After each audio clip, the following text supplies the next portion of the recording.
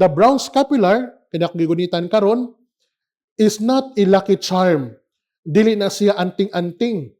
It is not an automatic guarantee of salvation. Maigsuon, ayaw in town sa guli og patuo-tuo ang katolikong pagtuo, kay ang patuo-tuo mura na og trak-trak, dili tinuod.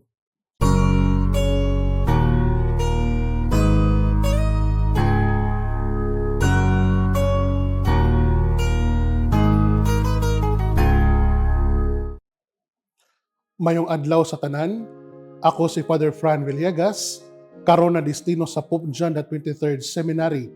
Uban kita sa atong inadlaw nga palandong, ang pagpamalandong sa pulong sa Dios. Today, dear friends, we celebrate the feast of Our Lady of Mount Carmel. For us members of the Carmelite family, we consider this as a solemnity. Sa ato pa, usa ka dako gayod nga kapistahan sa Mahal nga Birhen sa Monte Carmelo. Dear friends, let me offer two important lessons that we can get from our celebration today. Number one, the importance of prayer. Our Holy Father Emeritus Pope Benedict XVI and Pope Francis, each on different occasions said, both as a reminder and as a challenge, and I quote, Carmel teaches the Church how to pray. Kung mingon ganito og Carmelites, ang unang musod sa itong hunahuna, sigurado yun ko, mao ang pag-ampo.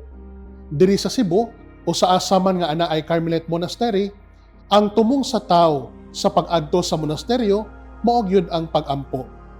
Yes, Carmel is synonymous with prayer. Natong October 7, 2020, matod pa ni Pope Francis, ang pag-ampo mao ang kasing-kasing sa kinabuhi ni Propeta Elias, the spiritual father of Carmel, nga naghatag kaniya sa kapasidad sa pagpamati o pagsunod sa kabubuton sa Dios. Dear sisters and brothers in Christ, let Carmel remind us once again that prayer is an important part of our life.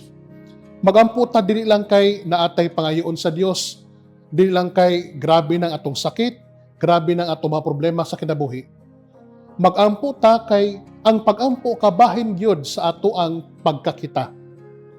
We pray always so that prayer will not just remain something we do, but becomes part of who we are. Ikaduha, the brown scapular is a sign of Mary's love and protection. The wearing of the brown scapular is a very pious practice among us Catholics. Many saints have worn the brown scapular. Many were protected by the brown scapular, but the brown scapular, kinakagigunitan karon, is not a lucky charm. Dili na siya anting-anting. It is not an automatic guarantee of salvation. Maigsuon, ayaw in town sa guli og patuo-tuo ang katolikong pagtuo, kay ang patuo-tuo mura na og trak-trak, dili tinuod. The brown scapular, rather, is a symbol, a sign of Mama Mary's motherly love and protection. At the same time, the brown scapular reminds us to live according to the will of God in the context of our life. As the Blessed Mother Mary said, let it be done to me according to your word. The brown scapular challenges us to live up to the demands of Christian life.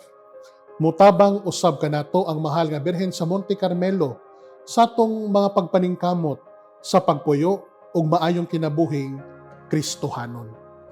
Kay kita, iya man nga mga anak, as Saint Therese of the Child Jesus beautifully puts it, Our Lady of Mount Carmel, she is more mother than queen. Sa ngalan sa Amahan ug sa Anak ug sa Espiritu Santo. Amen.